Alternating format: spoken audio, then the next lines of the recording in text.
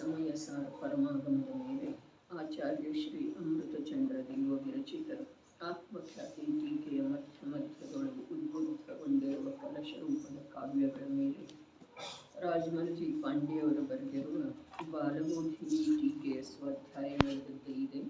ನಿರ್ಜರ ಅಧಿಕಾರದ ಷಷ್ಟಮ ಕಲಶಿದರೆ ಆ ಸಂಸಾರ ಪ್ರತಿಪದಮಿ ರಾಗಿನೋ ನಿತ್ಯಮತ್ತಃ ಸೂಕ್ತಾಯಸ್ಮಿನ್ ಅಪದಮಪದಂ ತದ್ವಿಬುದ್ಧತ್ವಮಂತಃ ಏಕೈಕೇತ ಪದಮಿದಮಿದಂ ಯತ್ರ ಚೈತನ್ಯಧಾತು ಶುದ್ಧ ಶುದ್ಧ ಸ್ವರಸಭರತ ಸ್ಥಾಯಿ ಭಾವತ್ವಮೇತಿ. ಶುದ್ಧ ಚೈತನ್ಯ ಸ್ವರೂಪವು ಹೇಗಿದೆ ಹಾಗೆ ತೋರಿಸಿಕೊಡುತ್ತಾರೆ. ಇತ ಆ ಏತ ಏತ ತನ್ನನ್ನು ಪರ್ಯಾಯ ಮಾತ್ರವೆಂದು ನಂಬಿಕೊಂಡಿರುವಂಥ ಮಾರ್ಗದಲ್ಲಿ ಹೋಗಬೇಡ. ಅನಂತ ಕಾಲದಿಂದ ಅದೇ ಮಾರ್ಗದೊಳಗೆ ಇದೆಯಪ್ಪ, ಇನ್ನು ಆ ಮಾರ್ಗದಲ್ಲಿ ಹೋಗಬೇಡ ಅಂತ ಹೇಳ್ತಾ ಇದ್ದಾರೆ. ನಿನ್ನನ್ನು ನೀನು ತಿಳಿದುಕೊಳ್ಳುವಂಥ, ನಿನ್ನನ್ನು ನೀನು ಸುಖಿ ಮಾಡುವಂಥ ಅವಸರ ಪ್ರಾಪ್ತ ಮಾಡಿಕೊಂಡಿದ್ದೀನಿ. ಅದರ ಸಲುವಾಗಿ ಪರ್ಯಾಯ ಮಾತ್ರದೊಳಗೆ ತನ್ನತನದ ನಂಬುಗೆಯನ್ನಿಟ್ಕೊಂಡಿರುವಂಥ ಮಾರ್ಗದಲ್ಲಿ ಹೋಗಬೇಡ. ಆ ನಂಬುಗೆಯನ್ನು ಬಿಟ್ಬಿಡು ಅಂತ ಹೇಳ್ತಾ ಇದ್ದಾರೆ. ಅರೆ, ಯಾವುದು ಅಸತ್ಯ ಇದೆ, ಯಾವುದು ವಿಪರೀತ ಇದೆ, ಯಾವುದು ತನ್ನ ಸ್ವರೂಪ ಅಲ್ಲವೋ ಅಂಥ ನಂಬಿಕೆಯನ್ನು ಬಿಡುವುದು ಮಾತ್ರ ಇದೆ. ಮಾಡುವುದ ಹಿಡಿಯುವುದ ಏನೂ ಇಲ್ಲ. ವಿಪರೀತತೆಯ ಗ್ರಹಣೆಯ ನಿರಂತರ ಆಗ್ತಾ ಇದೆ. ವಿಪರೀತತೆ ಯಾವುದ?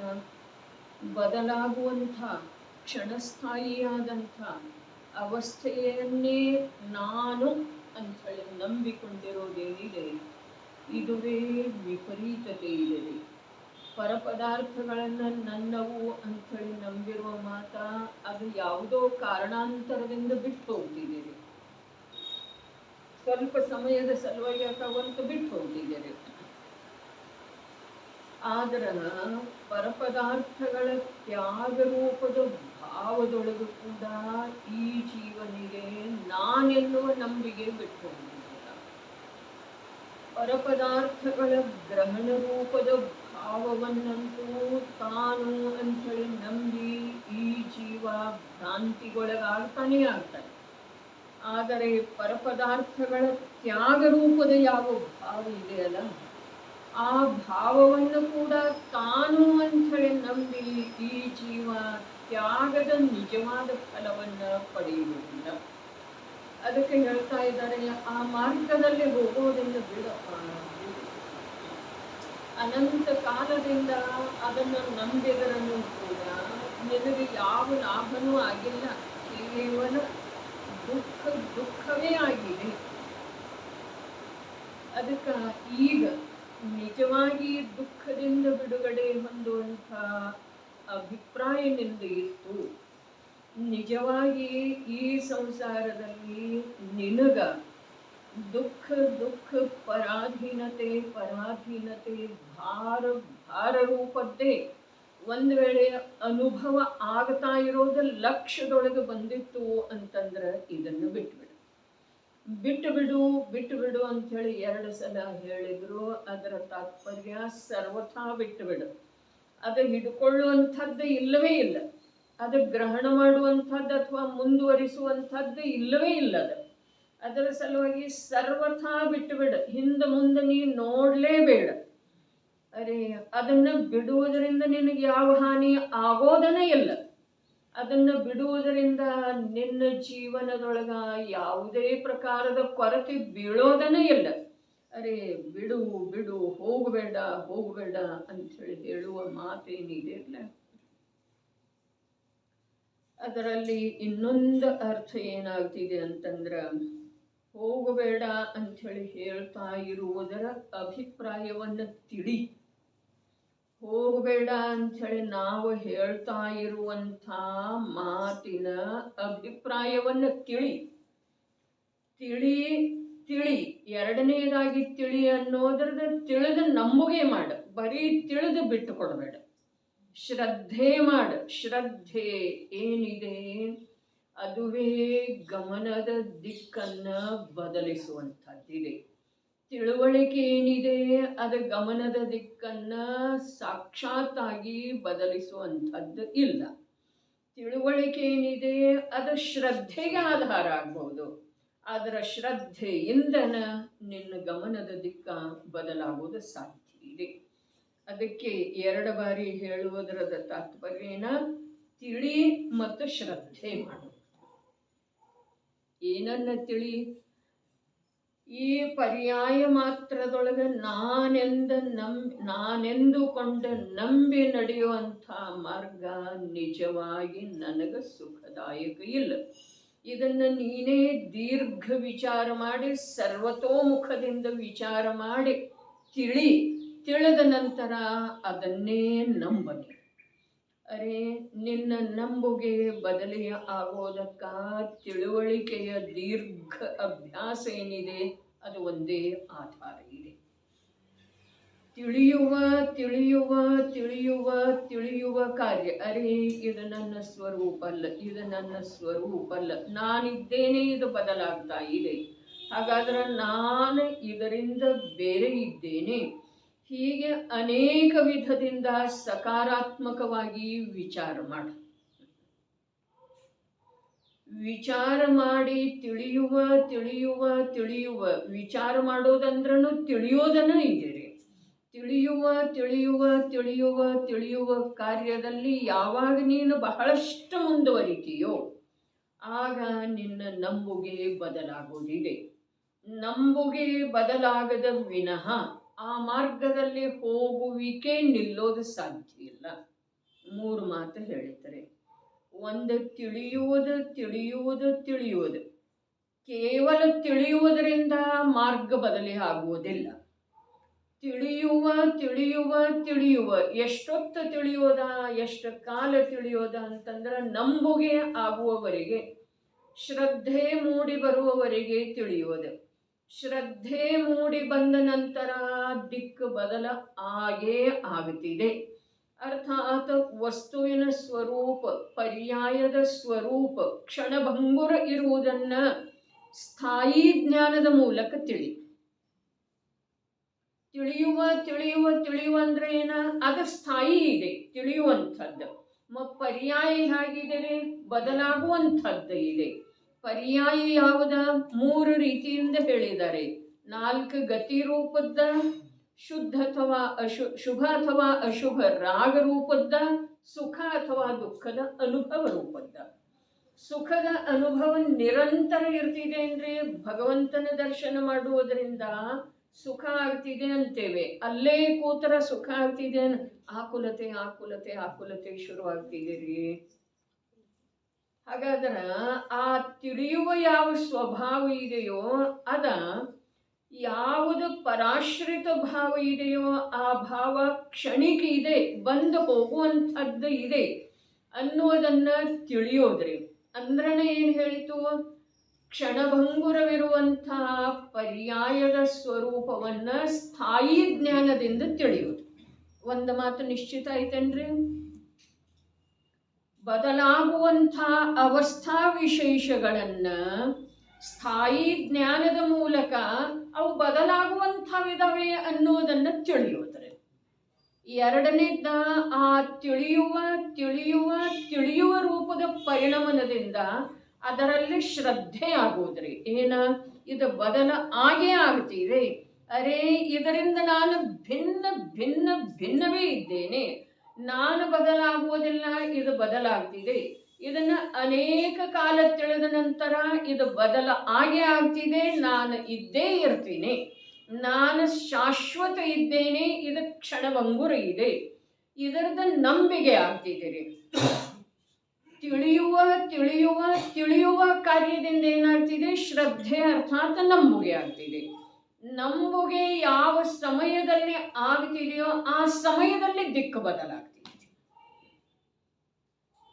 ಅರ್ಥಾತ್ ಸ್ಥಾಯಿ ಜ್ಞಾನದ ಮೂಲಕ ಅಸ್ಥಾಯಿ ಇರುವಂತಹ ಪರ್ಯಾಯವನ್ನು ತಿಳಿಯೋದ, ಪರ್ಯಾಯ ಅಸ್ಥಾಯಿಯೇ ಇದೆ ಅಂಥೇಳಿ ಶ್ರದ್ಧೆ ಮಾಡೋದ, ಶ್ರದ್ಧೆ ಮಾಡಿದ ನಂತರ ಪರ್ಯಾಯದೊಳಗ ತನದ ಮನ್ನನೆ ಬಿಟ್ಟು ಹೋಗೋದ.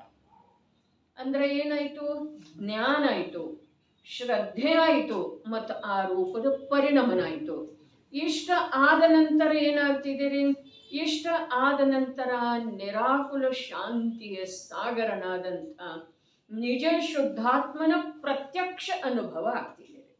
ಆ ಪ್ರತ್ಯಕ್ಷ ಅನುಭವ ಆದ ನಂತರ ಪುನಃ ಕ್ಷಣವರ್ತಿ ಪರ್ಯಾಯದೊಳಗ ತ್ರಿಕಾಲಿ ಜ್ಞಾನ ಎಂದೂ ಒಂದಾಗೋದು ಸಾಧ್ಯ ಇಲ್ಲ. ಅದನ್ನೇ ಮೋಕ್ಷ ಮಾರ್ಗ ಅಂತಾರೆ, ಅದನ್ನೇ ಜ್ಞಾನದ ಕ್ರಿಯೆ ಅಂತಾರೆ, ಅದನ್ನೇ ಸಮ್ಯಕ್ ದರ್ಶನ ಅಂತಾರೆ, ಅದನ್ನೇ ಆತ್ಮನ ಅನುಭೂತಿ ಅಂತಾರೆ, ಅದನ್ನೇ ಸ್ವರೂಪಾಚರಣ ಚಾರಿತ್ರ. ಶಬ್ದದಿಂದ ಬೇರೆ ಬೇರೆ ಬೇರೆ ಬೇರೆ ರೂಪದಿಂದ ಹೇಳಬಹುದಾಗಿದೆ, ಅದರ ಆಂತರ್ಯದ ಕಾರ್ಯ ಇದು ಒಂದೇ ಇದೆ. ಇದು ಆಗದ ವಿನಃ ಜೀವ ಎಷ್ಟು ಉಪಾಯ ಮಾಡಿದ್ರೂ ಕೂಡ ಪರ್ಯಾಯದೊಳಗೆ ನಾನೆನ್ನುವ ಅಭಿಪ್ರಾಯ ಅಥವಾ ಅಭಿಮಾನ ಬಿಟ್ಟು ಹೋಗೋದು ಸಾಧ್ಯ ಇಲ್ಲ. ಅದೇ ಪರ್ಯಾಯದ ಪೋಷಣೆ ಮಾಡ್ತಾ ಮಾಡ್ತಾ ಅರ್ಥಾತ್ ಪರ್ಯಾಯದೊಳಗೆ ನಾನು ಎನ್ನುವ ಅನುಭವ ಆಸ್ವಾದ ಮಾಡ್ತಾ ಮಾಡ್ತಾ ಈ ಜೀವನಿಗೆ ಶಾಶ್ವತ ಅಥವಾ ಸ್ವಾಧೀನ ಅಥವಾ ನಿಜವಾದ ಆನಂದದ ಅನುಭೂತಿ ಆಗೋದು ಸಾಧ್ಯ ಇಲ್ಲ. ಆ ಅಸ್ಥಾಯಿ ಇರುವಂಥ ಬದಲಾಗುವಂಥ ಪರ್ಯಾಯದೊಳಗೆ ಎಲ್ಲಿಯವರೆಗೆ ಈ ಜೀವನಿಗೆ ತಾನೆಂಬ ಅಭಿಪ್ರಾಯ ಅರ್ಥಾತ್ ಅಭಿಮಾನ ಇದೆಯೋ ಅಲ್ಲಿಯವರೆಗೆ ತನ್ನ ನಿಜ ಸ್ವರೂಪದ ಪರಿಚಯ ಮಾಡಿಕೊಳ್ಳುವಂಥ ಪುರುಷಾರ್ಥ ಅವನಲ್ಲೇ ಜಾಗೃತ ಆಗೋದು ಸಾಧ್ಯ ಇಲ್ಲ. ಮತ್ತು ಆ ಕಾರ್ಯ ಆಗದ ವಿನಃ ಭವಚಕ್ರದಿಂದ ದುಃಖ ಪರಂಪರೆಯಿಂದ ಜನ್ಮ ಮರಣಗಳ ರೂಪದ ಯಾವ ಅಲೆದಾಟ ಇದೆ ಅದರಿಂದ ಬಿಡುಗಡೆ ಸಿಗುವುದು ಸಾಧ್ಯ ಇಲ್ಲ. ಅರೆ, ನಾವು ಎಂಥ ಜೀವನ ಮಾಡ್ತಾ ಇದ್ದೇವೆಯೋ ಆ ಜೀವನದ ನಿಕೃಷ್ಟತೆ ಮತ್ತು ಆ ಜೀವನದಲ್ಲಿ ಪ್ರಾಪ್ತ ಆಗ್ತಾ ಇರುವಂಥ ಆಕುಲತೆ ರೂಪದ ದುಃಖದ ನಮಗೆ ಅರಿವು ಮೂಡಿ ಬರದಾಗಿದೆ. ಇಲ್ಲಿ ಜ್ಞಾನಿ ಗುರುಗಳು ಹೇಳ್ತಾರೆ, ಪರ್ಯಾಯ ಮಾತ್ರದ ನಂಬುಗೆಯ ಮಾರ್ಗದೊಳಗೆ ಹೋಗಬೇಡಪ್ಪ, ಹೋಗಬೇಡ ಅಂಥೇಳಿ ಹೇಳಿದ ನಂತರ ಒಂದಿಷ್ಟು ನಿಲ್ಲುವ ಅಥವಾ ಅದರ ಬಗ್ಗೆ ವಿಚಾರ ಮಾಡುವಂಥದ್ದಾದರೂ ನಮ್ಮಲ್ಲಿ ಏನು ಬೇಕು? ಯೋಗ್ಯತೆ ಬೇಕು. ಆ ಯೋಗ್ಯತೆ ಇಲ್ಲದೆ ಹೋದರೆ ನಾವು ಈ ಜಿನಶಾಸನದ ಅವಲಂಬನೆ ಮಾಡಿರುವುದ ನಮ್ಮ ಸಲುವಾಗಿ ನಿರರ್ಥಕ ಆಗಿ ಹೋಗ್ತಿದೆ. ಆಗಮದಲ್ಲಿ ಹೇಳಿರುವ ಪ್ರಕಾರ ವಿಚಾರ ಮಾಡದೆ ಹೋದ್ರ, ಜ್ಞಾನದೊಳಗ ಗಂಭೀರವಾಗಿ ಆ ವಿಷಯದ ಗ್ರಹಣ ಮಾಡದೆ ಹೋದ್ರ, ಆಗಮದ ಅವಲಂಬನೆ ಮಾಡಿರುವುದರ ಫಲ ಏನು ಸಿಗೋದ್ರೆ? ಸಂಸಾರ ಅಂತೂ ಐತನರ್ನ, ಆ ಸಂಸಾರ ಸಿಗುವ ಮಾತೆಲ್ಲಿದೆ. ಆದ್ರೆ ಸಂಸಾರ ಬಿಟ್ಟು ಹೋಗಬೇಕಾದ್ರೆ ಆಗಮದಲ್ಲಿ ಹೇಳಿರುವಂಥ ಮಾತುಗಳ ಕುರಿತಾಗಿ ಸ್ವಲ್ಪ ನಿಂತುಕೊಂಡ ಗಂಭೀರತೆಯಿಂದ ವಿಚಾರ ಮಾಡಿ ಆ ವಿಚಾರದ ಅನುಸಾರ ಆ ಆಗಮದ ಅರ್ಥವನ್ನ ಹೋಲಿಸಿ ನೋಡಿ ಅಥವಾ ಆಗಮದಲ್ಲಿ ಬರುವಂಥ ಕಥನದ ಅನುಸಾರ ವಿಚಾರದ ಹೊಂದಾಣಿಕೆ ಮಾಡಿ ಈ ಜೀವ ತನ್ನ ಕಾರ್ಯವನ್ನು ಸಾಧಿಸಬಹುದಾಗಿದೆ. ಅನ್ಯಥಾ ಚಕ್ರದೊಳಗೆ ಯಾವ ರೀತಿ ತಿರುಗುತ್ತಾ ಇದ್ದೇವೆಯೋ, ಈಗ ಸಂಪದದಲ್ಲಿ ಏನು ಬಂತು? ಇಂಥ ಮನುಷ್ಯ ಅವಸರ ದೇವಾಧಿದೇವನ ಉಪದೇಶ.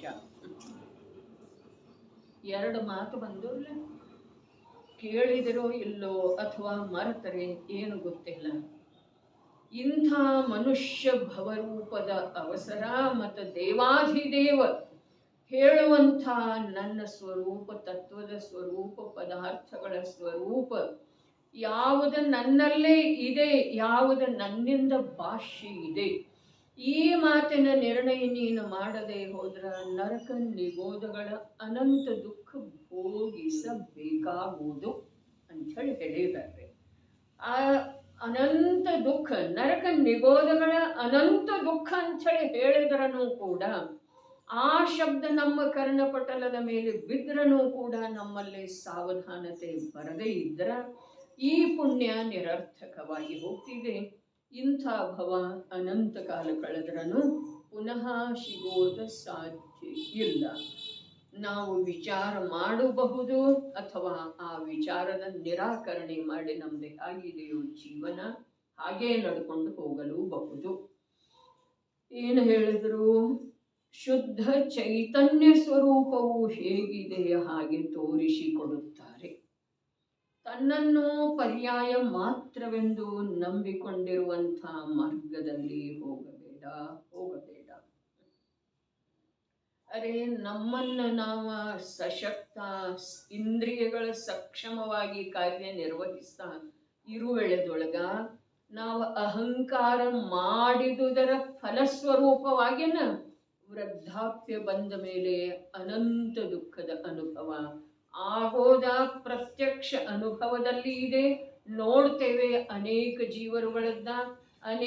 ಜೀವರುಗಳದ್ದ ಅಂಥ ಕಥೆಯನ್ನ ಕೇಳ್ತೇವೆ. ಯಾವುದರ ಫಲ ಇದೆ? ವೃದ್ಧಾಪ್ಯ ಬಂದ ನಂತರ ಜೀವ ಮರಗೋದ ಅಥವಾ ದುಃಖಿಯಾಗೋದ, ಇದರ ಕಾರಣ ಯಾವುದಿದೆ?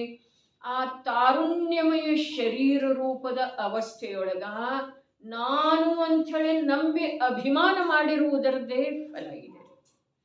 ಹಾಗಾದ್ರೆ ಈ ಮನುಷ್ಯ ಭವದೊಳಗೂ ಕೂಡ, ಅರೆ ಮೊದಲನೇ ಮಾತನ್ನ ಹೇಳಿದ್ರು, 4 ಗತಿ ರೂಪದ ಪರ್ಯಾಯ. ಹಾಗಾದ್ರೆ ಈ ಮನುಷ್ಯ ಪರ್ಯಾಯದೊಳಗ ನಾನು ನಾನು ನಾನು ಅನ್ನುವ ಅಭಿಪ್ರಾಯ ಏನು ನಿರಂತರ ಅವ್ಯಾಹತವಾಗಿ ನಡೆದದ್ದು ಇದೆ. ಆಗ ಮನುಷ್ಯ ಪರ್ಯಾಯ ಬಿಟ್ಟು ಹೋಗಿ ನರಕದಂಥ ಗತಿಯಲ್ಲಿ ಹೋದ ನಂತರ ಯಾವ ಪ್ರಕಾರ ತರುಣಾವಸ್ಥೆಯಿಂದ ವೃದ್ಧಾವಸ್ಥೆಗೆ ಬಂದಿರುವಂಥ ಮನುಷ್ಯನಿಗೆ ಅಪರಿಮಿತ ದುಃಖ ಆಗ್ತಿದೆಯೋ, ಅದರ ಅನಂತ ಗುಣಿತ ದುಃಖ ಮನುಷ್ಯ ಭವದೊಳಗೆ ನಾನು ಅಂಥೇಳಿ ಶಟದ ಅಭಿಮಾನ ಮಾಡುವಂಥ ಜೀವ ಒಂದು ವೇಳೆ ನರಕಕ್ಕೆ ಹೋದ ಅಂತಂದ್ರ ಅಲ್ಲಿ ವಿಭಂಗ ಜ್ಞಾನದಿಂದ ಅದರ ಅನಂತ ಗುಣಿತ ಖೇದ ದುಃಖ ಆಗ್ತಿದೆ. ಇದು ಸ್ಪಷ್ಟ ಚಿತ್ರಣ ಇದೆ. ಇದರ ನಂಬುಗೆ ಸಲುವಾಗಿ ಯಾವುದೇ ಪ್ರಕಾರದಿಂದ ವಿಶೇಷ ಅಭ್ಯಾಸದ ಅವಶ್ಯಕತೆ ಇಲ್ಲ. ಇಲ್ಲಿ ಪ್ರತ್ಯಕ್ಷ ನೋಡ್ತೇವೇನಿಲ್ಲ. ಇನ್ನು ಧನಿಕ ರೂಪದ ಅವಸ್ಥೆಯೊಳಗ ಯಾವ ಜೀವ ಮೆರಿತಾ ಇರ್ತಾನೋ ಅಥವಾ ಅಭಿಮಾನ ರೂಪದಿಂದ ವರ್ತಿಸ್ತಾ ಇರ್ತಾನೋ ಆ ಜೀವ ಉದಯ ಬದಲಾಗಲಿಕ್ಕೆ ಎಷ್ಟು ಸಮಯ ಬೇಕಾಗ್ತಿದೆ? ಉದಯದ ಬದಲಾವಣೆ ಹೇಳಿ ಕೇಳಿ ಆಗುವುದಿಲ್ಲ, ಮುನ್ಸೂಚನೆಯನ್ನು ನೀಡಿ ಆಗುವುದಿಲ್ಲ. ಹಾಗಾದ್ರೆ ಪಾಪದ ಉದಯ ಬಂತು ಅಂತಂದ್ರೆ ದರಿದ್ರತೆ ಬಂದ ಮೇಲೆ ಅವ ಖೇದ ಖಿನ್ನ ಆಗಾವು ಅಥವಾ ಇಲ್ರಿ? ಅದರ ಕಾರಣ ಏನಿದೆ? ಪರ್ಯಾಯದೊಳಗೆ ತಾನಂಥೇಳಿ ನಂಬಿ ನಡೆಯೋದೇ ಅದರ ಕಾರಣ. ಯಾವ ಪರ್ಯಾಯ? ಧನಿಕ ರೂಪದ ಪರ್ಯಾಯ. ಅದು ಏನಿದೆ? ಪುಣ್ಯಕರ್ಮದ ಉದಯದಿಂದ ಆದದ್ದು ಇದೆ. ಪುಣ್ಯಕರ್ಮ ಎಷ್ಟು ಇರ್ತಿದೆ ರೀ? ಎಷ್ಟಿರ್ತಿದೆ ಪುಣ್ಯಕರ್ಮ? ಸ್ವಯಂಭೂ ರಮಣ ಸಮುದ್ರದಲ್ಲಿ ಎಷ್ಟು ಜಲರಾಶಿ ಇದೆ, ಅಷ್ಟು ಪಾಪದ ಉದಯ ಮುಗಿದ ನಂತರ ದರ್ಭೆಯ ತುದಿಯ ಮೇಲೆ ನಿಲ್ಲುವಂಥ ಮಂಜಿನ ಹನಿಯಷ್ಟು ಪುಣ್ಯದ ಉದಯ ಇರ್ತಿದೆ. ನಮಗೆ ಇಡೀ ಜೀವನದೊಳಗೆ 50-60 ವರ್ಷದೊಳಗೆ ಏನೂ ಕಮ್ಮಿ ಆಗಿಲ್ಲ, ಉತ್ತರೋತ್ತರ ಹೆಚ್ಚನ ಆಗ್ತಾ ಇದೆ ನಮಗೆ ಅನ್ನಿಸಬಹುದ್ರಿ. ಆದರೆ ಇದರ ನಂತರ ಏನಿದೆಯಲ್ಲ ಅದು ಅನಂತದ ಸಂಖ್ಯೆಯಲ್ಲಿದೆ. ಅದಕ್ಕೆ ಅಭಿಮಾನ ಮಾಡುವ ಮಾತು ಬಿಡ್ರಿ. ಪರ್ಯಾಯದೊಳಗೆ ನಾನನ್ನುವಂಥ ಅಭಿಪ್ರಾಯ ಇಷ್ಟಂತೂ ನಮಗೆ ಮಾನ್ಯ ಇದೆಯಲ್ಲ, ನಾವೇನು ಅಭಿಮಾನ ಮಾಡ್ತಾ ಇಲ್ಲಪ್ಪ, ನಮಗೇನು ಗರ್ವ ಇಲ್ಲ ಅಂಥೇಳಿ ಒಂದು ವೇಳೆ ನಮ್ಮ ಗರ್ವದ ಪರಿಚಯ ನಮಗೆ ಆಗದೆ ಇದ್ರೆ ಹೋಗ್ಲಿ. ಆದ್ರೆ ಅದನ್ನೇ ನಾನು ಅಂಥೇಳಿ ಶ್ರದ್ಧೆ ಇದೆಯೋ ಅಥವಾ ಇಲ್ರಿ, ಅಭಿಪ್ರಾಯದೊಳಗೆ ಇದೆಯೋ ಅಥವಾ ಇಲ್ರಿ, ಈ ಮನೆ, ಈ ಧನ, ಈ ಆಸ್ತಿ, ಈ ಪರಿವಾರ ಇದು ಯಾರ್ದಿದೆ, ನಂದನ್ನೋದು ಒಳಗಡೆ ಇದೆ ಇಲ್ರಿ. ಹಾಗಾದ್ರೆ ಆ ನನ್ನದೆನ್ನುವ ಯಾವ ಭಾವನೆ ನಂಬುಗೆ ವರ್ತಿಸ್ತಾ ಇದೆಯೋ ಅದನ್ನು ಬಿಟ್ಟು ಕೊಟ್ರೆ ನೀನು ಸುಖಿಯಾಗೋ ಸಾಧ್ಯತೆ. ಅರ್ಥಾತ್ ಅದನ್ನು ಬಿಟ್ಟು ಕೊಟ್ಟ ನಂತರ ಅರೆ ಆ ನಂಬುಗೆ, ಆ ಮಾರ್ಗದಲ್ಲಿ ಹೋಗಬೇಡ ಇದರ ಅರ್ಥ ಏನಿದೆ, ಆ ನಂಬಿ ನಡೆಯುವಿಕೆ ಏನಿದೆಯಲ್ಲ ಇದು ಕಣ್ಣಿಗೆ ಗಾಢತರವಾದಂಥ ಕಪ್ಪು ಪಟ್ಟಿಯನ್ನು ಕಟ್ಕೊಂಡ ಹಾಗೆ ಇದೆ. ಆ ನಂಬುಗೆಯನ್ನು ಬಿಟ್ಟ ನಂತರ ಏನಾಗ್ತಿದೆ ಅಂತಂದ್ರೆ ಶುದ್ಧ ಚೈತನ್ಯ ಸ್ವರೂಪ ನಿನಗೆ ಕಾಣಿಸ್ತಿದೆಪ್ಪ. ತೋರಿಸಿ ಕೊಡ್ತೇನೆ ಅಂತ ಹೇಳಿ ಹೇಳಿದ್ರು, ಅಥವಾ ತೋರಿಸ್ತೇನೆ ಅಂತ ಹೇಳಿ ಹೇಳಿದ್ರು. ಏನ್ ತೋರಿಸ್ತಾರೆ? ಶುದ್ಧ ಚೈತನ್ಯ ಸ್ವರೂಪವನ್ನ ತೋರಿಸ್ತಾರೆ. ಹೇಗೆ ತೋರಿಸ್ತಾರೆ? ನಾವಾಗಿನ ಕಣ್ಣಿಗೆ ಕಟ್ಟಿರುವಂತಹ ದಪ್ಪಲಾದ ಕಪ್ಪು ಬಟ್ಟೆಯನ್ನು ಬಿಚ್ಚಿದ ನಂತರ ಅದು ನಮಗೆ ಕಾಣಿಸೋದಿದ್ದೀರಿ. ಯಾವುದ? ಶುದ್ಧ ಚೈತನ್ಯದ ಸ್ವರೂಪ. ಎಂಥದ್ದು ಇದೆ ಅದ? ಜ್ಞಾನ ಜ್ಞಾನ ಜ್ಞಾನ, ನಿರಾಕುಲ ಶಾಂತಿ ಶಾಂತಿ, ಶಾಂತಿಯ ಸಂವೇದನ ಮಾಡಿಸುವಂಥದ್ದು ಯಾವುದಿದೆಯೋ ಅದು ಜ್ಞಾನ ಇದೆ. ದುಃಖದ ಅನುಭವ ಯಾವುದರಲ್ಲೇ ಆಗ್ತಿದೆಯೋ ಅದನ್ನ ಜ್ಞಾನ ಅಂಥೇಳಿ ಜ್ಞಾನಿಗಳೇ ಹೇಳಲಿಲ್ಲ. ಜ್ಞಾನ ಯಾವುದ? ನಿರಾಕುಲ ಶಾಂತಿ ಶಾಂತಿ, ತೃಪ್ತಿ ತೃಪ್ತಿ, ಪರಕ್ಕೆ ಸಂಬಂಧಿಸಿದ ಹಾಗೆ ಯಾವುದೂ ಆಸಕ್ತಿಯ ಭಾವ ಉತ್ಪನ್ನ ಆಗದೇ ಇರುವಂಥ ಯಾವ ಜೀವದ ಪರಿಣಾಮನ ಇದೆಯೋ ಅದರ ಹೆಸರು ಜ್ಞಾನ. ಜೀವದ ಶುದ್ಧ ಸ್ವರೂಪ, ಚೈತನ್ಯದ ಶುದ್ಧ ಸ್ವರೂಪ ಎಂಥದ್ದು ಇದೆ? ಪರವನ್ನು ತಿಳಿದ್ರೂ ಕೂಡ ಅಥವಾ ಪರ ತಿಳಿದು ಬಂದ್ರೂ ಕೂಡ ಆ ಪರಕ್ಕೆ ಸಂಬಂಧಿಸಿದ ಹಾಗೆ ನನ್ನದು ಅನ್ನೋದ, ಇಷ್ಟ ಅನ್ನೋದ, ಅದರ ಕುರಿತಾಗಿ ಪ್ರೀತಿ ಉತ್ಪನ್ನ ಆಗೋದ ಇಲ್ಲವೇ ಇಲ್ಲ. ಅಂಥದ್ದ ಶುದ್ಧ ಚೈತನ್ಯದ ಸ್ವರೂಪ. ಅದು ಯಾವಾಗ ತಿಳಿದು ಬರ್ತಿದೆ?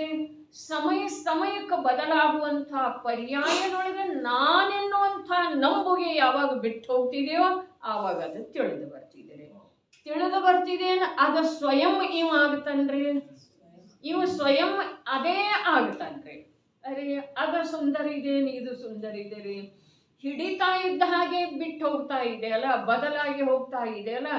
ಅಂಥ ವಂಚಿಸಲ್ಪಡುವಂಥ ಜೀವನ ಸುಂದರ ಇದೆಯೋ ಅಥವಾ ನೋಡ್ತಾ ಇದ್ದ ಹಾಗೆ ಅನಂತ ಆಹ್ಲಾದ ಅನುಭವದಲ್ಲಿ ಬರುವಂಥ ಜೀವನ ಸುಂದರ ಇದೆ ರೀ. ಎರಡೂ ನಮ್ಮ ಎದುರಿಗೆ ದರ್ಶಿಸ್ತಾ ಇದ್ದಾರೆ. ಒಂದು ಸ್ವಯಂ ನಮ್ಮ ಜೀವನದಲ್ಲಿ ನಾವು ಪರೀಕ್ಷೆ ಮಾಡಿ ನೋಡೋಣ, ಇನ್ನೊಂದು ಅವರ ವಚನದ ಮೇಲೆ ಶ್ರದ್ಧೆ ಇಟ್ಟು ಪ್ರಯೋಗ ಮಾಡಿ ನೋಡೋದ. ಎರಡನ್ನೂ ದರ್ಶಿಸ್ತಾ ಇದ್ದಾರೆ. ಅರ್ಥಾತ್ ಸ್ವಯಂ ನಮ್ಮ ಜೀವನದಲ್ಲಿ ಏನು ನಡೆದಿದೆಯೋ ಅದನ್ನ ಪರೀಕ್ಷೆ ಮಾಡಿ ನೋಡೋದ. ಎರಡನೇದು ಅವರೇನು ಹೇಳ್ತಾರೋ ಅದರದ ಒಂದಿಷ್ಟು ಪ್ರಯೋಗ ಮಾಡಿ ನೋಡೋದ. ಆವಾಗ ನಿರ್ಣಯ ನಮ್ಮದೇ ಆಗ್ತಿದ್ದೀರಿ. ಅರೆ ಇದು ಹಿಡಿತಾ ಹೋದ ಹಾಗೆ, ಅರೆ ಮಕ್ಕಳು ದೊಡ್ಡವರಾದ್ಮೇಲೆ ಸುಖ, ಆಮೇಲೆ ನನಗೆ ನಿವೃತ್ತಿ. ಪ್ರತಿಯೊಬ್ಬರ ಜೀವನದಲ್ಲಿ ಇದೇನಿಲ್ರಿ, ಸೊಸೆ ಬಂದ ನಂತರ ನನಗೆ ಸ್ವಲ್ಪ ಬಿಡುವು ಸಿಗ್ತಿದೆ ಅಂಥೇಳಿ ಗಂಡು ಮಗನನ್ನು ಹೆತ್ತಿರುವಂಥ ತಾಯಿ ಗಂಡು ಮಗನನ್ನು ಹೆರ್ತಾ ಇದ್ದ ಹಾಗೇನ ಅವಳಲ್ಲಿ ವಿಚಾರ ಅಭಿಪ್ರಾಯ ಬಂದು ಬಿಡ್ತಿದೆ. ಆದ್ರೆ ಆ ಸೊಸೆ ಬರುವಂಥ, ಸೊಸೆಯನ್ನ ತರುವಂಥ ಯಾವ ಕಾಲ ಇದೆಯಲ್ಲ ಆ ಕಾಲದವರೆಗೆ ಅವಳು ಎಷ್ಟು ಕಷ್ಟಪಡ್ತಾಳ್ರಿ, ಒಂದು ಮಾತು.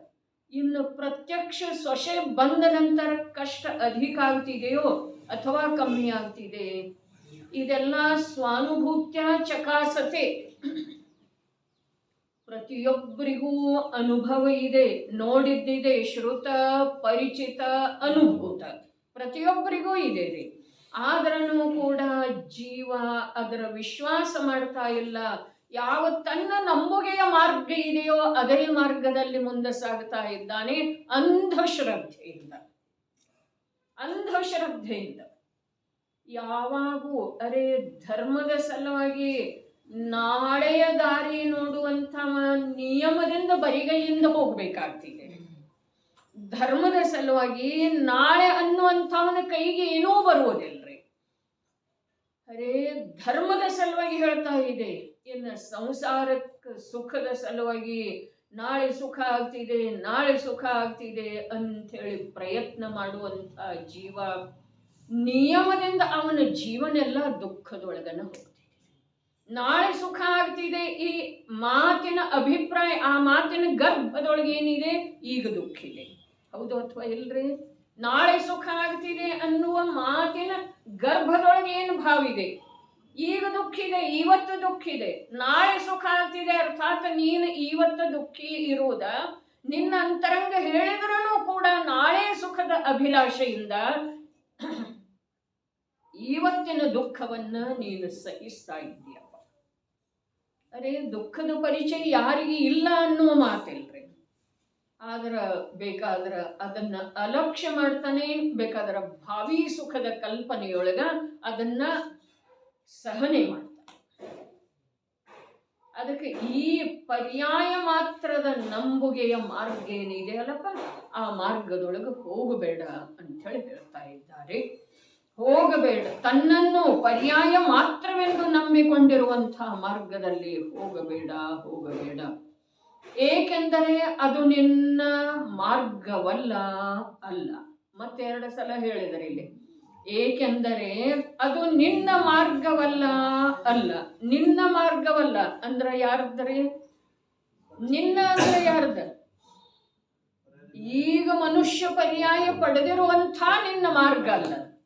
ಅಜ್ಞಾನದೊಳಗೆ ಯಾರು ಹೇಳಿಕೊಡ್ಲಿಲ್ಲ, ನಿನ್ನಲ್ಲೇ ವಿಚಾರ ಶಕ್ತಿ ಇರಲಿಲ್ಲ, ಆವಾಗ ಹೋದೆ ನಡೀತಪ್ಪ. ಆದ್ರೆ ಈಗ ನಿನಗೆ ಹೇಳುವಂಥವರು ಸಿಕ್ಕಿದ್ದಾರೆ, ಜಿನವಾಣಿ ಉಪಲಬ್ಧ ಇದೆ, ನಿನ್ನಲ್ಲೇ ತಿಳ್ಕೊಳ್ಳುವ ಯೋಗ್ಯತೆ ಕೂಡ ಇದೆ. ಏನ? ಅದ ನನ್ನ ಮಾರ್ಗ ಅಲ್ಲ, ಅಲ್ಲ. ನಿನ್ನ ಮಾರ್ಗ ಅಲ್ಲ, ಅಲ್ಲ ಅಂಥೇಳಿ ಯಾರಿಗೆ ಹೇಳ್ತಾ ಇದ್ದಾರೆ? ಯಾರ ಮನುಷ್ಯ ಭವವನ್ನ ಪಡೆದು ಕಲ್ಯಾಣಾಭಿಲಾಷೆಯಿಂದ ಜಿನೇಂದ್ರ ಪ್ರಭುವಿನ ಉಪದೇಶದ ಶ್ರವಣ ಮಾಡ್ತಾ ಇದ್ದಾರೋ, ಜಿನಶಾಸನದ ವಾಚನ ಅಭ್ಯಾಸ ಮಾಡ್ತಾ ಇದ್ದಾರೋ ಅವರಿಗೆ ಹೇಳ್ತಾ ಇದ್ದಾರೆ. ಅರೆ 47 ಶಕ್ತಿಯೊಳಗ ನಯದೊಳಗ ಮಾತು ಬರ್ತಿದೆ. ಜ್ಞಾನಿ ಗುರುಗಳ ಒತ್ತಾಯಪೂರ್ವಕವಾಗಿ ಯಾರ ಮನೆಗೆ ಹೋಗಿ ನೀನು ಈ ಪ್ರಕಾರ ಮಾಡಬೇಡ ಅಂತ ಹೇಳುವುದಿಲ್ಲ.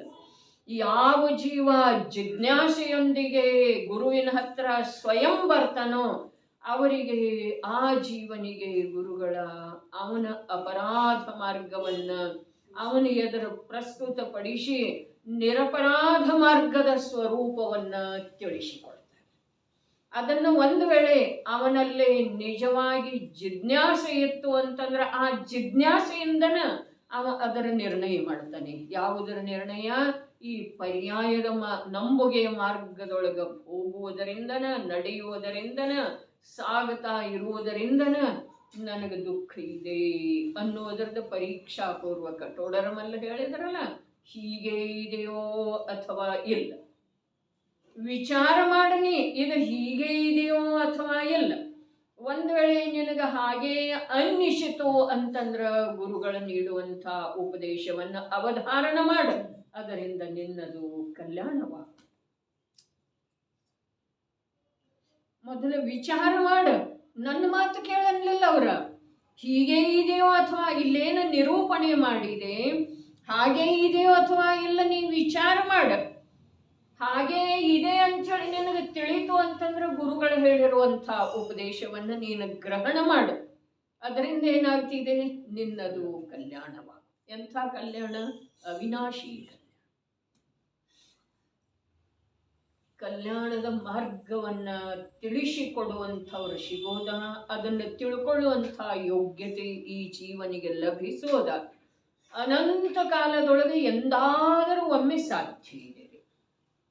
ನಿಜವಾದ ಕಲ್ಯಾಣದ ಮಾರ್ಗವನ್ನು ತಿಳಿಸಿಕೊಡುವಂಥ ಗುರುಗಳು ಸಿಗೋದ ವೀತರಾಗಿ ದಿಗಂಬರ ಸಂತರ ಮೂಲಕ ರಚಿಸಲ್ಪಟ್ಟಿರುವಂಥ ಜೀವದ ಕಲ್ಯಾಣ ವೀತರಾಗ ಭಾವವನ್ನು ದರ್ಶಿಸುವಂಥ ಶಾಸ್ತ್ರಗಳ ಹಸ್ತಗತ ಆಗೋದ ನಿಜವಾಗಿ ಮಹಾಭಾಗ್ಯ.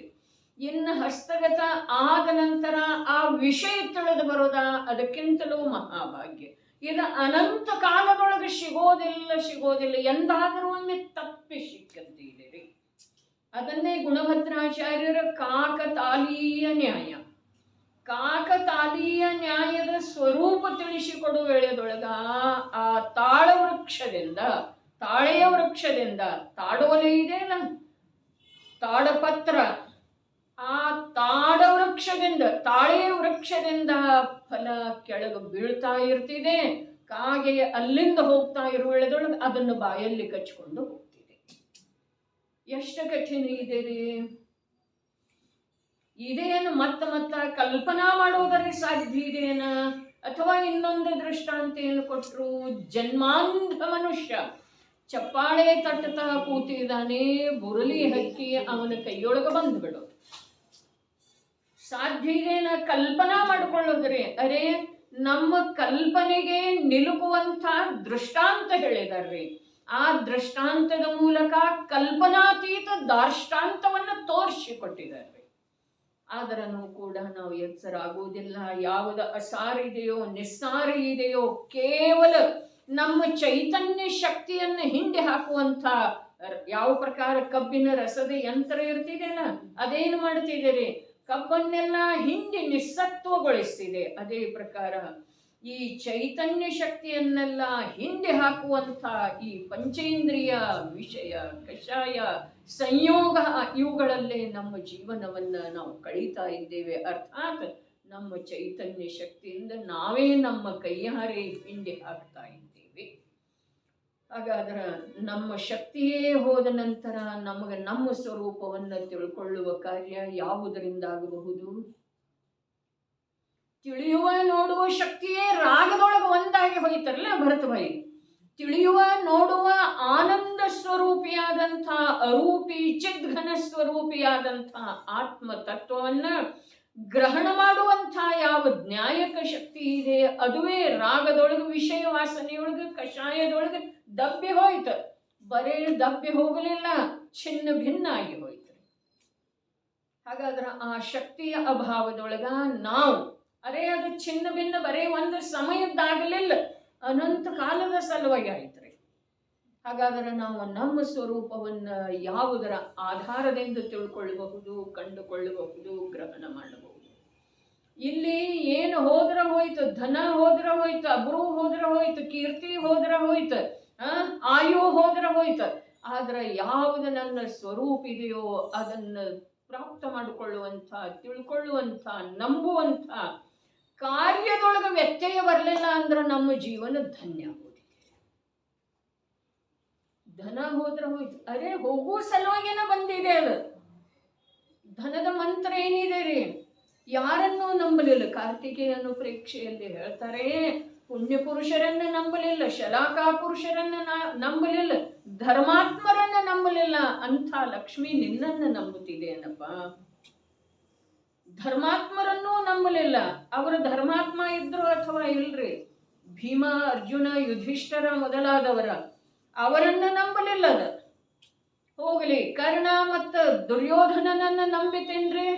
ಅವರಿಗೆ ಸಾಥ್ ಕೊಟ್ಟಿತೇನದ? ಯಾರನ್ನ ನಂಬಿತ್ರಿ? ಲಕ್ಷ್ಮೀ ಚಂಚಲ, ಯಾಕ ಕೋನ ಪತ್ಯಾರ. ಇದು ಪತಿ ಅಥವಾ ಯಾರಂದ್ರ ಮಿತ್ರ. ಆ ಧನ ವೇಶ್ಯಾಸಮ ಲಕ್ಷ್ಮಿ, ಯಾಕ ಕೋನ ಪತ್ಯಾರ. ಆ ವೇಶ್ಯಗೆ ಪತಿ ಯಾರು ಮತ್ತು ಮಿತ್ರ ಯಾರ್ರಿ? ಅದೇ ಪ್ರಕಾರ ಧನ ಯಾರನ್ನೂ ನಂಬುವುದಿಲ್ಲ, ಯಾರ ವಶದಲ್ಲೂ ಉಳಿಯುವುದಿಲ್ಲ. ಧನ ಹೋದ್ರ ಹೋಯ್ತು, ಚಿಂತೆ ಮಾಡೋದಿಲ್ಲ. ಶರೀರದ ಆರೋಗ್ಯ ಹೋದ್ರ ಹೋಯ್ತು, ವಯಸ್ಸು ಹೋದ್ರ ಹೋಯ್ತು, ವೃದ್ಧಾಪ್ಯ ಬಂದ್ರೆ ಬಂತ. ಅರೆ ಬರೋದನ ಇದೆ ರೀ. ಜಾತ್ಯಶ್ಯ ಮರಣಂ ಧ್ರುವಂ, ಯಾರು ಜನ್ಮ ತಾಳಿದಾರೋ ಅವರು ನಿಶ್ಚಿತವಾಗಿ ಮರಣಕ್ಕೆ ಪ್ರಾಪ್ತ ಆಗವ್ರದಾರೆ. ಮರಣ ಬಂದ್ರೆ ಬಂತು, ಅದರೊಳಗೆ ಏನಿದೆ? ಬರೋದನೇ ಇದೆ. ಆದ್ರ ಧನ ಹೋದ್ರನು, ಕೀರ್ತಿ ಹೋದ್ರನು, ಅವಮಾನ ಆದ್ರನು, ಎಲ್ಲ ಹೋದ್ರನು, ದೇಹ ಬಲ ಹೋದ್ರನು, ಪರಿವಾರದವರು ದೂರ ಹೋದ್ರನು, ವಸ್ತು ಸ್ವರೂಪವನ್ನು ತಿಳಿದುಕೊಳ್ಳುವ ರುಚಿ ನಮ್ಮಿಂದ ದೂರ ಆಗಬಾರ್ದು, ಬಿಟ್ಟು ಹೋಗಬಾರ್ದು. ಆ ರುಚಿಯಿಂದನ ಭವಸಾಗರ ದಾಟೋದಿದೆ ರೀ. ಆ ರುಚಿ ಎಂಥದ್ದಿದೆ ಅಂತಂದ್ರ ಆ ನಮ್ಮ ನೌಕೆಯನ್ನ ಭವರೂಪದಿಂದ ದಡ ತಲುಪಿಸುವಂಥ ಒಂದು ಅತ್ಯಂತ ಚತುರ ನೌಕೆಯನ್ನು ನಡೆಸುವಂಥ ವಸ್ತು ಇದೆ. ಚತುರ ನಾವಿಕ ಇದ್ದ ಹಾಗೆ ಇದೆ. ರುಚಿ ರುಚಿ ಬಿಟ್ಟೋಯ್ತು ಅಂತಂದ್ರೆ ಮುಗೀತು ನೋಡ್ರಿ.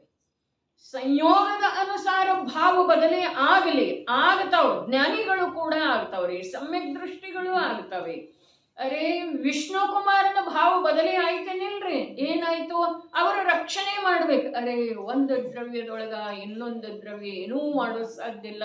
ಈ ತತ್ವವನ್ನು ತಿಳಿಯದೇ ಜೈನೇಶ್ವರಿ ದೀಕ್ಷೆಯನ್ನು ತಗೊಂಡಿದ್ದೇನ್ರಿ ಅವ. ಆದ್ರೂ ಕೂಡ ಆ ಅಕಂಪನಾಚಾರ್ಯ 700 ಮುನಿಗಳ ಸಂಘದ ಮೇಲೆ ಯಾವ ಭೀಷಣವಾದಂಥ ಉಪಸರ್ಗ ನಡೆದಿದೆಯೋ ಆ ಉಪಸರ್ಗವನ್ನು ದೂರ ಮಾಡುವಂಥ ಮಲಿನ ಭಾವ ಬಂತ್ರಿ ಅವನಿಗೆ. ತಿಳಿತೇನ್ರಿ? ನಿರ್ಮಲ ಭಾವ ಏನ್ರದ? ತೋಡರ್ ಮಲ್ಲರು ಹೇಳಿದಾರ್ರಿ, ತನ್ನ ಪದದಿಂದ ಕೆಳಗೆ ಬಂದ ಅವನಿಗೆ ಮುನಿಗಳ ರಕ್ಷಣೆ ಮಾಡುವ ಅವಶ್ಯಕತೆ ಏನಿತ್ತು? ಇದು ಮಾತ್ರ ತಿಳಿಯೋದಿಲ್ರಿ ನಮಗ. ಅಂದ್ರೆ ಇಲ್ಲಿ ನಮಗೆ ಹೇಳುವ ಅಭಿಪ್ರಾಯ ಇಷ್ಟೇ ಇದೆ, ಭಾವ ಬದಲಾದ್ರೆ ಆಗಲಿ ಸಂಯೋಗದ ಅನುಸಾರ, ಉದಯದ ಅನುಸಾರ. ಆದ್ರೆ ಶ್ರದ್ಧೆ ಶ್ರದ್ಧೆ ಶ್ರದ್ಧೆ ನಿರ್ಮಲ ಶ್ರದ್ಧೆಗೆ ಕಾರಣೀಭೂತವಾದಂಥ ರುಚಿ ಬದಲಾಗಬಾರ್ದು. ಅರೇ ನನ್ನ ಗುರು ಭಾವಲಿಂಗಿ ಸಂತ ಯಾವ ಶುದ್ಧಾತ್ಮನ ಸಾಧನೆ ಶುದ್ಧೋಪಯೋಗ ರೂಪದ ಮುನಿಧರ್ಮದ ಅಂಗೀಕಾರ ಮಾಡಿದರೋ ಅವರ ಆ ಶುದ್ಧೋಪಯೋಗದ ಸಾಧನೆಯಲ್ಲಿ ಪರಮ ತೃಪ್ತ ಇರ್ತಾರೆ. ಆಹಾರ ಸಿಗಲಿಲ್ಲ ಅಂದ್ರೂ ಕೂಡ ಅವರಿಗೆ ವಿಚಾರ ಬರುವುದಿಲ್ಲ. ಉಪಸರ್ಗ ಬಂತು ಅಂದ್ರೂ ಕೂಡ ಅವರಿಗೆ ವಿಚಾರ ಬರುವುದಿಲ್ಲ. ಯಾವುದೇ ವೃದ್ಧಿ ಸಿದ್ಧಿ ಪ್ರಕಟ ಆಗಲಿಲ್ಲ ಅಂದ್ರೂ ಕೂಡ ಅವರಿಗೆ ಖೇದ ಅನಿಸುವುದಿಲ್ಲ, ಸಂದೇಹ ಬರುವುದಿಲ್ಲ. ನಾನು ಧರ್ಮದಾಚರಣೆ ಮಾಡ್ತಾ ಇರೋದು ಸರಿ ಇದೆ ಅಂತ ತಪ್ಪಿದೆ ಅವರಿಗೆ ಅನಿಸೋದನ್ನ ಇಲ್ಲ. ಅದೇ ಪ್ರಕಾರ ಜಿನಪ್ರಣೀತ ಶಾಸ್ತ್ರದ ಮೇಲೆ ತತ್ವದ ಮೇಲೆ ಅರೆ ಇಲ್ಲಿ ಮಾತೇನು ಹೇಳ್ತಾ ಇದ್ದಾರೆ, ಆ ಮಾರ್ಗದಿಂದ ಹೋಗಬೇಡ, ನಂಬುಗೆಯ ಮಾರ್ಗದಲ್ಲಿ ಹೋಗಬೇಡ. ಅದು ನಿಂದಲ್ಲ. ಈ ಪ್ರಕಾರ ಹೇಳಿರುವುದರಿಂದ ನಮಗ ಓಹೋ ನನಗೆ ಈ ಮಾರ್ಗದಲ್ಲಿ ಹೋಗೋದಿಲ್ಲ ಅದು ನನ್ನ ಮಾರ್ಗ ಅಲ್ಲ ಅನ್ನೋದ ಪ್ರತ್ಯಕ್ಷ ನಮ್ಮಲ್ಲೇ ದೋಷ ಸಂಭವಿಸ್ತಾ ಇರುವೆಳೆದೊಳಗೆ ಈ ಶ್ರದ್ಧೆ ಬೇಕು. ದೋಷವನ್ನ ತೆಗೆದುಹಾಕೋ ಸಾಧ್ಯ ಇಲ್ಲ. ಆದ್ರೆ ದೋಷ ತಾನಾಗೇ ದೂರ ಆಗ್ತಾವ್ರಿ, ತಾನಾಗೇ ದೂರ ಆಗ್ತಾವ. ಯಾವುದರಿಂದ? ರುಚಿಯಿಂದ, ಜ್ಞಾನದ ಪರಿಣಾಮದಿಂದ, ಸರ್ವಜ್ಞ ಪ್ರಭುವಿನ ವಚನದ ಮೇಲೆ ಗಾಢ ವಿಶ್ವಾಸದಿಂದ ಏನಾಗ್ತಿದೆ? ಮಲಿನ ಭಾವಗಳ ತನ್ನಷ್ಟಕ ತಾನೇ, ದೋಷ ರೂಪದ ಭಾವಗಳ ತನ್ನಷ್ಟಕ ತಾನೇ ಬಿಟ್ಟು ಹೋಗ್ತವ್ರೆ. ಹೋಗಲೇಬೇಕು, ಹೋಗಿದಾವೆ ಅನಂತ ಜೀವಗಳದ್ದು. ನಾವು ಅದೇ ಮಾರ್ಗದಲ್ಲಿ ಹೋಗೋದಿದೆ, ಅದ ನನ್ನ ಮಾರ್ಗ ಇದೆ. ಯಾರ ಅನಂತ ಸಂಸಾರದ ಕಾರಣೀಭೂತವಾದಂಥ ಭಾವಗಳಲ್ಲಿ ವರ್ತಿಸ್ತಾ ಇದ್ದಾರೋ ಅವರಿಂದ ನಾವು ಪ್ರಭಾವಿತ ಆಗೋದಿಲ್ಲ. ಯಾರ ನರಕ ನಿಗೋಧಗಳ ಮಾರ್ಗವನ್ನು ಸುಗಮ ಮಾಡಿಕೊಳ್ತಾ ಇದ್ದಾರೋ ಅವರಿಂದ ನಾವು ಪ್ರಭಾವಿತ ಆಗುವುದಿಲ್ಲ. ಜಿನೇಂದ್ರ ಪ್ರಣೀತ ಮತ್ತು ಅನಂತ ಜೀವರುಗಳ ಯಾವ ಮಾರ್ಗದ ಮೇಲೆ ಸಾಗಿ ಹೋಗಿ ಶಾಶ್ವತ ಸುಖದ ಸ್ಥಾನವನ್ನು ಪಡೆದಿದ್ದಾರೋ ಆ ಮಾರ್ಗದ ವಿಶ್ವಾಸ ಮಾಡುವುದು. ಮಾರ್ಗ ಪ್ರಾಪ್ತ ಪ್ರತ್ಯಕ್ಷ ಎಲ್ಲಿಯವರೆಗೆ ಆಗುವುದಿಲ್ಲವೋ ಅಲ್ಲಿಯವರೆಗೆ ವಿಶ್ವಾಸ ಬಿಟ್ಟುಕೊಳ್ಳುವುದೇ. ರುಚಿಯಿಂದನ ಭವಸಾಗರವನ್ನ ದಾಟುವುದಿದೆ. ತನ್ನನ್ನು ಪರ್ಯಾಯ ಮಾತ್ರವೆಂದು ನಂಬಿಕೊಂಡಿರುವಂತಹ ಮಾರ್ಗದಲ್ಲಿ ಹೋಗಬೇಡ. ಏಕೆಂದರೆ ಅದು ನಿನ್ನ ಮಾರ್ಗವಲ್ಲ. ಈ ಮಾರ್ಗದ ಮೇಲೆ ಬನ್ನಿ. ಅಯ್ಯ ಬನ್ನಿರಿ. ಮತ್ತಿಲ್ಲಿ 2 ಸಲ ಈ ಮಾರ್ಗದ ಮೇಲೆ ಬನ್ನಿರಿ. ಅಯ್ಯ ಬನ್ನಿರಿ. ಯಾರು ಬರೋದಿದೆ? ಜ್ಞಾನ ಬರೋದಿದೆ. ಅಭಿಲಾಷೆಯಿಂದ ಯಾರ ಜಿನಶ್ರುತವನ್ನ ಆಲಿಸುವ ಅಥವಾ ಓದುವ ಕಾರ್ಯ ಮಾಡ್ತಾ ಇದ್ದಾರೋ ಅವರ ಜ್ಞಾನಿಗಳು ಹೇಳುವಂತಹ ಮಾರ್ಗದ ಕಡೆಗೆ ಬರೋದಿದೆ. ತನ್ನ ಮಾರ್ಗವನ್ನ ಬಿಡದಿದ್ರ ತನ್ನ ದುಃಖ ದೂರ ಹೇಗಾಗೋದ್ರಿ? ಜ್ಞಾನಿಗಳು ಹೇಳುವಂಥ ಮಾರ್ಗದ ಅಭಿಲಾಷೆ ಮಾಡದಿದ್ರ ನಮಗೆ ಸುಖದ ಪ್ರಾಪ್ತಿ ಹೇಗಾಗೋದ?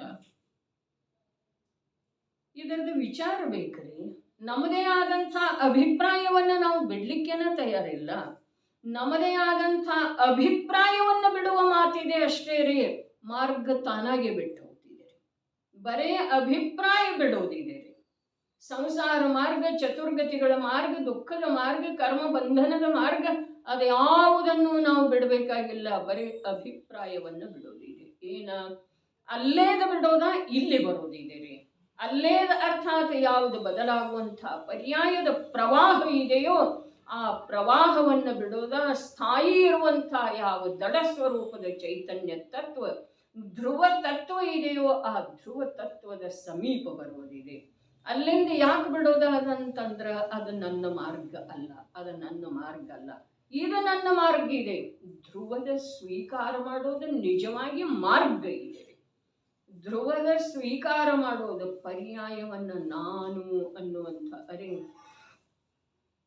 ಪರ್ಯಾಯವನ್ನ ನಾನು ಅನ್ನುವಂಥ ನಂಬುಗೆಯನ್ನು ಬಿಡೋದಿದೆ. ಧ್ರುವವನ್ನ, ತ್ರಿಕಾಲಿ ಜ್ಞಾತಾ ಸ್ವಭಾವವನ್ನ, ನಾನು ಅನ್ನುವಂಥ ನಂಬುಗೆಯನ್ನು ತಂದುಕೊಳ್ಳೋದಿದೆ, ನಂಬುಗೆ ಮಾಡೋದಿದೆ. ಇದು ಬಿಟ್ಟ ನಂತರ ಯಾವುದು ಇದೆಯೋ ಅದನ್ನು ನಂಬುವ ಸಲುವಾಗಿ ಈ ಜೀವಕ್ಕ ಮತ್ತೆ ಪುನಃ ಯಾರ್ದು ಉಪದೇಶಾದಿಗಳದ್ದ ಅವಶ್ಯಕತೆ ಇರುವುದಿಲ್ಲ.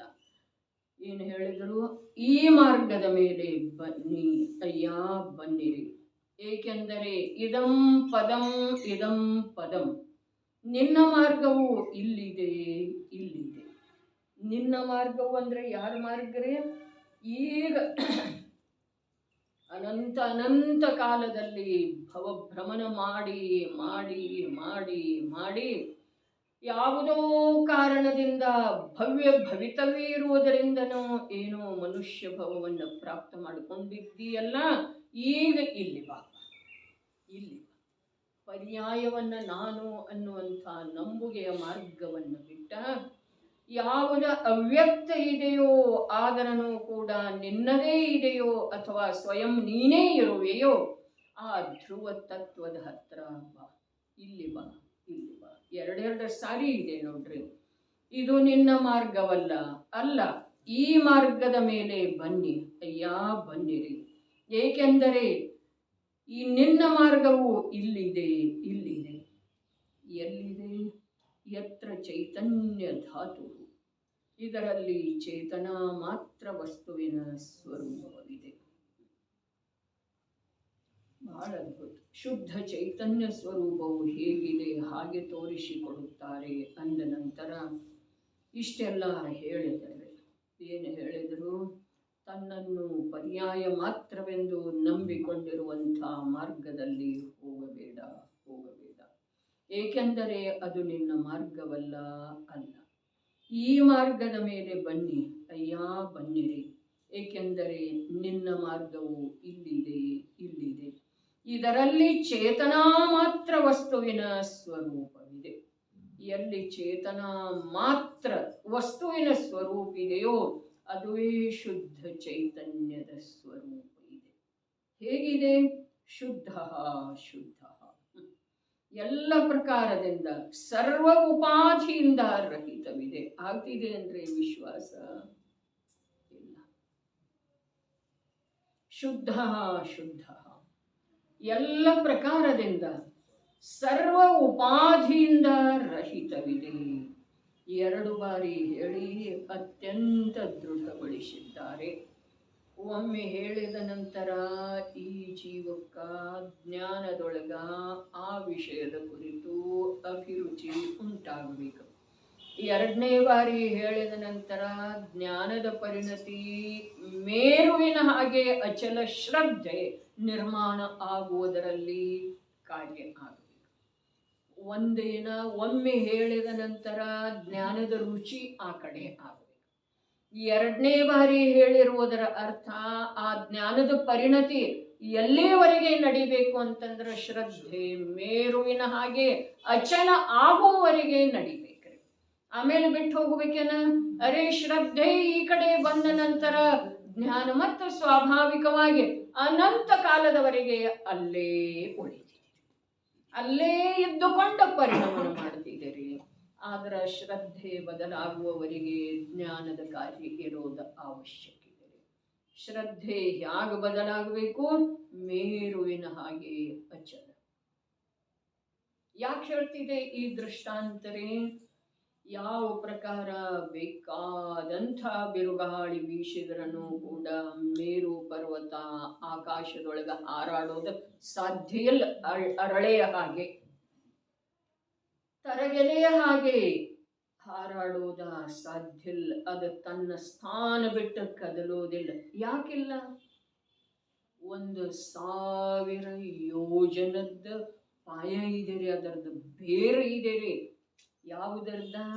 ಮೇರು ಪರ್ವತದ 1,00,000 ಯೋಜನ ಉತ್ಸೇಧವುಳ್ಳಂಥ ಯಾವ ಮೇರು ಪರ್ವತ ಭೂಮಿಯಿಂದ ಮೇಲಿದೆಯಲ್ಲ, ಅದರದ ಆಳ ಕೆಳಗಡೆ ಬೇರೆ ಎಷ್ಟಿದೆ? 1,000 ಯೋಜನೆ.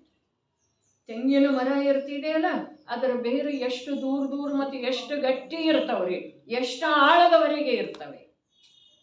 ಮೇಲಿನ ಆ ವೃಕ್ಷವನ್ನ 2 ಗಂಟೆಯಲ್ಲಿ ಕತ್ತರಿಸಿ ಹಾಕಬಹುದ್ರಿ.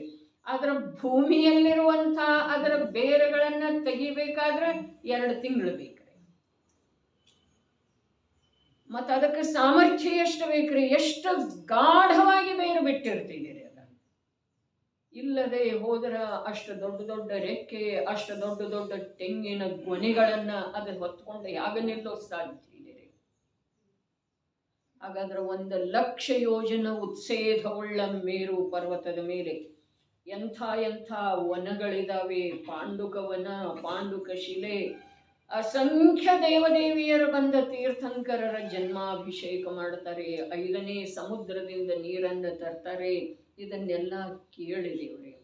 ಅಲ್ಲಿ ಏನೇನು ಇದೆ? ಚೈತ್ಯಾಲಯಗಳಿದಾವೆ, ಏನೇನು ಇದಾವೆ? ಸರೋವರಗಳಿದಾವೆ, ನದಿ ಇದಾವೆ, ಮತ್ತು ವೃಕ್ಷಗಳಿದಾವೆ, ಮತ್ತು ಚಿಕ್ಕ ಚಿಕ್ಕ ಆ ಏನದಾವೆ ಪರ್ವತದಂಥವಿದಾವೆ. ಮುನಿಗಳ ನಿವಾಸ ಇದೆ. ಶ್ರಾವಕರ ಧರ್ಮದ ಸಾಧನೆ ಮಾಡ್ತಾರೆ, ಮುನಿಗಳ ಮೋಕ್ಷದ ಸಾಧನೆ ಮಾಡ್ತಾ ಇದ್ದಾರೆ. ಲಕ್ಷಗಟ್ಟಲೆ ಅದರ್ರಿ ಸಂಘಗಳ. ಹಾಗಾದ್ರೆ ಅದನ್ನೆಲ್ಲ ಇಟ್ಕೊಂಡ ಹಾಗೆ ಮೆರಿಬೇಕಾದ್ರೆ ಅದರದ ಆಳ ಎಷ್ಟಿದೆ, ಅದರ ಬೇರು ಎಷ್ಟಿದೆ, ಆ ಪ್ರಕಾರ ಇಲ್ಲಿ ಶ್ರದ್ಧೆ ಸ್ಥಿರ ಇರಬೇಕಾದ್ರೆ ನರಕಕ್ಕೆ ಹೋಗುವ ಪ್ರಸಂಗ ಬರಬಹುದು, ಉಪಸರ್ಗ ಆಗಬಹುದು, ವಿರೋಧ ಆಗಬಹುದು, ನಿಂದೆ ಆಗಬಹುದು, ಅಪಹಾಸ್ಯ ಆಗಬಹುದು. ಏನೇನ ಆದ್ರೂ ಕೂಡ ಆ ಶ್ರದ್ಧೆಯ ಬೇರೆ ಎಲ್ಲಿಯವರೆಗೆ ಇದೆ ಅಂತಂದ್ರೆ ಧ್ರುವ ದ್ರವ್ಯದೊಳಗ ಗಟ್ಟಿಯಾಗಿ ಹೆಣಕೊಂಡಂತೆ ಇದೆ. ಹಾಗೆ ಎಲ್ಲಿಯವರೆಗೆ ಆಗುವುದೆಲ್ಲವೋ ಅಲ್ಲಿಯವರೆಗೆ ಜ್ಞಾನದೊಳಗ ಈ ವಿಷಯ ಬೇಕು. ಯಾವ ವಿಷಯ? ಮತ್ತೊಂದ್ಸಲ ಓದೋಣ. ತನ್ನನ್ನು ಪರ್ಯಾಯ ಮಾತ್ರವೆಂದು ನಂಬಿಕೊಂಡಿರುವಂಥ ಮಾರ್ಗದಲ್ಲಿ ಹೋಗಬೇಡ. ಯಾರು ಹೋಗೋದು ಬೇಡ? ಜ್ಞಾನ ಆ ಮಾರ್ಗದೊಳಗೆ ಹೋಗೋದಿಲ್ಲ. ರುಚಿ ಬಿಟ್ಟು ಕೊಡೋದು. ಮೊದಲನೇ ಶಬ್ದದ ಅರ್ಥ ಏನಿದೆ? ಒಮ್ಮೆ ಹೇಳುವುದರ ತಾತ್ಪರ್ಯ ಏನಿದೆ? ಅದರ ಕಡೆ ರುಚಿಯನ್ನು ಬಿಟ್ಟುಬಿಡ. 2ನೇ ಬಾರಿ ಹೇಳುವುದರದ ತಾತ್ಪರ್ಯ ಏನಿದೆ? ಅಚಲ ಮೇರುವಿನ ಹಾಗೆ ಶ್ರದ್ಧೆ ನಿರ್ಮಾಣ ಆಗುವವರೆಗೆ ಜ್ಞಾನದೊಳಗ ಅದನ್ನು ಗಟ್ಟಿಯಾಗಿ. ಒಂದು ಸಲ ಮೇರುವಿನ ಹಾಗೆ ಅಚಲ ಶ್ರದ್ಧೆ ದೃಢ ನಿರ್ಣಯ ಆಯಿತು ಅಂತಂದ್ರ ಆ ಜೀವ ಯಾವುದೇ ಕಾರಣದಿಂದ ಆ ಜೀವದ ಜ್ಞಾನ ಮತ್ತು ಆ ಕಡೆಗೆ ಹೋಗೋದು ಸಾಧ್ಯ ಇಲ್ಲ. ಯಾವ ಕಡೆಗೆ? ಪರ್ಯಾಯವನ್ನ ನಾನು ಅನ್ನುವ ನಂಬುಗೆಯ ಕಡೆಗೆ ಅಥವಾ ಆ ಮಾರ್ಗದ ಕಡೆಗೆ ಹೋಗೋದ ಸಾಧ್ಯ ಇಲ್ಲ. ತನ್ನನ್ನು ಪರ್ಯಾಯ ಮಾತ್ರವೆಂದು ನಂಬಿಕೊಂಡಿರುವಂಥ ಮಾರ್ಗದಲ್ಲಿ ಹೋಗಬೇಡ. ಏಕೆಂದರೆ ಅದು ನಿನ್ನ ಮಾರ್ಗವಲ್ಲ. ಅಲ್ಲ. ಈ ಮಾರ್ಗದ ಮೇಲೆ ಬನ್ನಿ, ಬನ್ನಿರಿ. ಏಕೆಂದರೆ ನಿನ್ನ ಮಾರ್ಗವು ಇಲ್ಲಿದೆ. ಇದರಲ್ಲಿ ಚೇತನಾ ಮಾತ್ರ ವಸ್ತುವಿನ ಸ್ವರೂಪವಿದೆ. ಅದು ನಿನ್ನ ರೂಪ ಇದೆ. ನಿನ್ನ ರೂಪ ಇದೆ. ಚೇತನಾ ಮಾತ್ರ ನಿನ್ನ ರೂಪ ಇದರಲ್ಲೇ ಇದೆ. ಇಲ್ಲಿ ಬಂದ ನಂತರ ಇದೆ.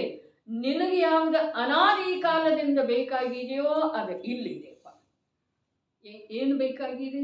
ಶಾಂತಿ ಬೇಕಾಗಿದೆ, ಸುಖ ಬೇಕಾಗಿದೆ, ಸ್ವಾಧೀನತೆ ಬೇಕಾಗಿದೆ. ಅರೆ ಕ್ಷಣಭಂಗುರತೆ ಬೇಡವಾಗಿದೆ, ಸ್ಥಾಯಿ ಬೇಕಾಗಿದೆ, ಅಕ್ಷಣಭಂಗುರತೆ ಬೇಕಾಗಿದೆ. ಇದರಲ್ಲಿ ಚೇತನ ಮಾತ್ರ ವಸ್ತುವಿನ ಸ್ವರೂಪವಿದೆ. ಹೇಗಿದೆ? ಎಲ್ಲ ಪ್ರಕಾರದಿಂದ ಸರ್ವ ಉಪಾಧಿಯಿಂದ ರಹಿತವಿದೆ. ಅದಕ್ಕ ಕರ್ಮದ ಉಪಾಧಿ ಇಲ್ಲ, ರಾಗದ ಉಪಾಧಿ ಇಲ್ಲ, ದೇಹದ ಉಪಾಧಿ ಇಲ್ಲ, ಸಂಯೋಗದ ಉಪಾಧಿ ಇಲ್ಲ, ಕಾಲಕ್ಷೇತ್ರಗಳ ಉಪಾಧಿ ಇಲ್ಲ, ಯಾವುದೂ ಇಲ್ಲ. ಸರ್ವ ಉಪಾಧಿಯಿಂದ ರಹಿತವಿದೆ. 2 ಬಾರಿ ಹೇಳಿ ಅತ್ಯಂತ ದೃಢಗೊಳಿಸಿದ್ದಾರೆ. ಮತ್ತೆ ಹೇಗಿದೆ? ಸ್ಥಾಯಿ ಭಾವತ್ವಂ ಏತಿ, ಅವಿನಶ್ವರ ಭಾವವನ್ನು ಪಡೆದುಕೊಳ್ಳುತ್ತದೆ.